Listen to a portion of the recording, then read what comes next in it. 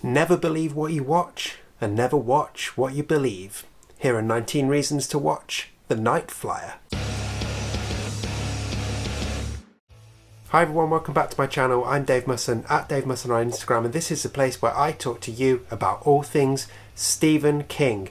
And we're continuing our walk chronologically through the movies and adaptations of Stephen King's work. And we're up to 1997, a busy year. So busy in fact that I'm mixing with the order a little bit, mainly to give me time to rewatch the Shining miniseries. So in this video, as you know by now, we're covering The Night Flier, and I'm going to give you 19 reasons to watch that over the course of this video. There's loads of things you can check out in the links below if you want to see other things that I've got going on, but the focus of this is The Night Flier. Now, if you're worried about spoilers, perhaps if you haven't seen The Night Flier yet, don't worry about spoilers. There will be some spoilers, but I will preface them, I don't know. I will give you a spoiler alert before they come, so you can bail at that point if you need to. You can skip ahead to the end using the timestamp in the description, or you can leave completely if you want to. Otherwise, you can stick around and watch all 19 reasons, okay? So The Night Flier is based on the short story of the same name that was eventually collected in the 1993 collection Nightmares and Dreamscapes. You can check out my 19 reasons to read Nightmares and Dreamscapes elsewhere on this channel. I'll pop a link up there for anyone watching on a platform that allows you to click the link up there. And well, The Night Flier has Miguel Ferrer in the lead role. And it's worth watching because two reasons really. Vampires, and it has Miguel Ferrer in the lead role. So at the time of recording, I can't find this on any streamers anywhere, but I will just put it out there that if you do some not even particularly creative searching for it on YouTube, you might just find it. That's all I'm going to say. Okay, let's take to the sky with this, shall we? Here are 19 reasons to watch The Night Flier.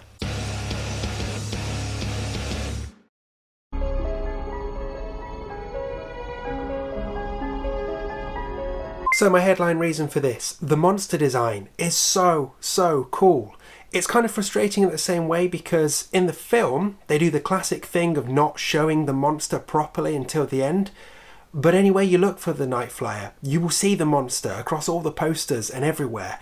So kind of frustrating, bit of a spoiler on their own posters, but it does mean that I can overlay the monster right here while I'm talking. And I mean, look at it. Look at it. In terms of an original take on what a vampire looks like, yeah, bring it on. In fact, original vampire is worthy of another reason here because, well, let's face it, how many other vampire stories or films can you think of where the Dark Lord flies around in his own light aeroplane? It's pretty fun. So I may as well use this as the launch pad to talk about the hook of this movie. So we follow cynical shithouse reporter from tabloid Inside View, Richard Dees, who's played by Miguel Ferrer, and he's handed this case of a guy who is flying round from small airport to small airport and murdering people, basically. Why do all the weird ones have to fly at night? And also, he appears to think he is a vampire because all of these victims have been drained of their blood. So Dees initially refuses to take this case from his editor, so his editor passes it on to their rookie reporter, Catherine Blair, who is played by Julia Entwistle. However, the case gets under the skin of Dees, and soon he claws it back, and using his own plane that he handily has a license for, he starts hunting the Night Flier and following him across the skies. So it had been hoped that this one would make it out into the cinemas when it was released in 1997, but the release schedule for that year ended up being so packed that it actually went on to HBO first and didn't make it into cinemas until February of 1998. And when it did make it into cinemas, it did not do well, which is a shame because actually it's not that bad at all. So the fact that it flopped kind of killed off the sequel that King had actually been planning to make with the filmmakers here, and that sequel was going to be called Fear of Flying, which is something King suffers from, and was going to follow Catherine Blair's character and explore the origins of the Night Flier a little more. But the poor performance of the Night Flier in theatres basically meant that that sequel never got to take off. So this one doesn't hold back on the nasty. There's some really good gore in this, and there's actually some kind of real gore. A lot of the photos of crime scenes and death scenes were actually taken from a book of crime scene photography that a crime scene photographer working in LA in the 30s, 40s and 50s compiled and then put together under the title Death Scenes. I mean, there's an early contender for this year's Christmas list, I'm sure. So let's talk about the cast then, starting actually with Julia Entwistle, who played Catherine Blair. So this was her major picture debut, and somewhat surprisingly, she only really followed it with one minor credit in another 1997 movie called In and Out. And it's surprising because, well, she's pretty good in this. And her character was specifically included in the movie to give Deese someone to riff off, and she plays that really effectively. I find her pretty engaging, and she just works. So I'm surprised that, well, it never really happened for her after this. I guess Hollywood is brutal. So Dan Monahan as the Inside View editor is kind of a whole bunch of cliches, but does the job really well. Only if it has a twist, some kind of kinky sex in there or something. Like, he's exactly what you want from a movie tabloid editor. Lots of fun. God, I love this job.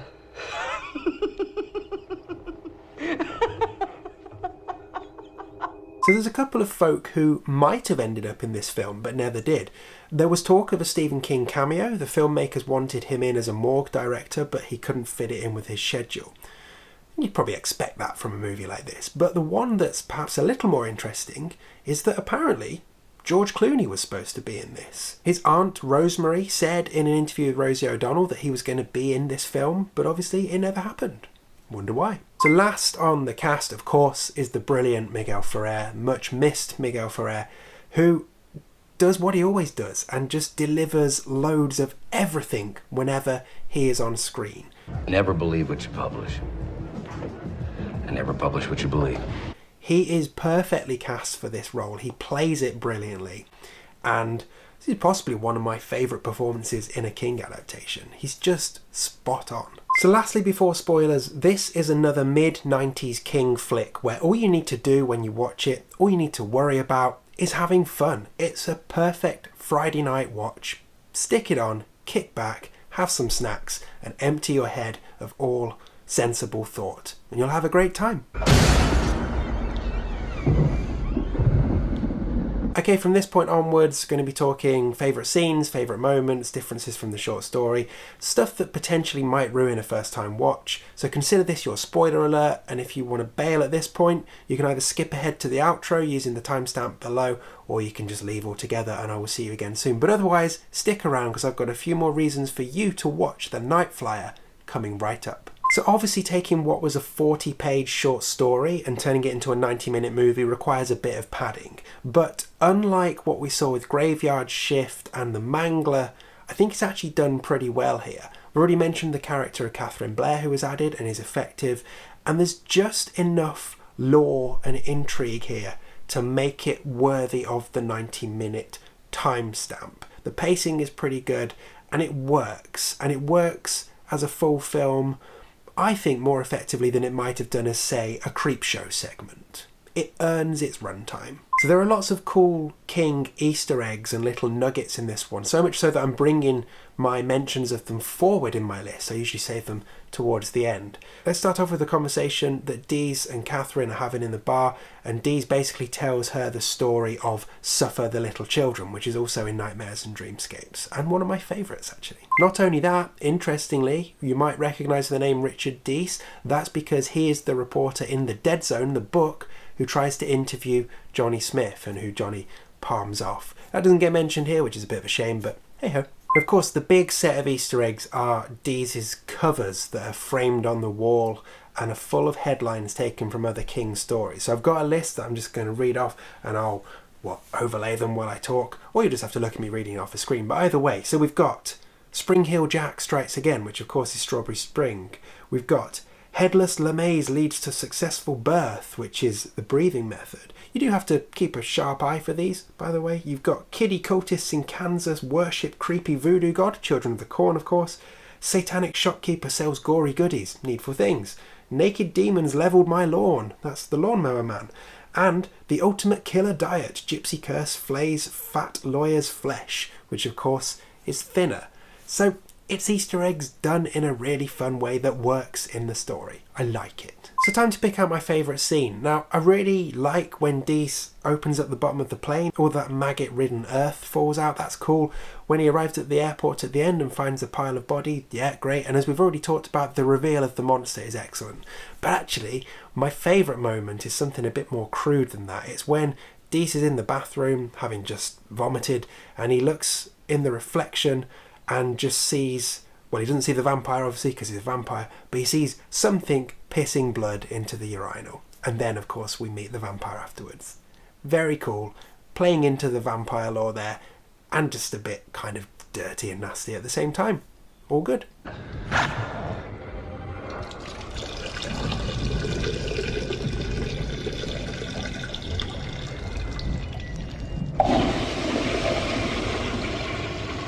As for my favourite line, it's when the side character Ezra Hannon talks about what the pages of Inside View are really good for. After she's done with it, I use it to line Kitty's toilet box. Soaks up that cat piss real good.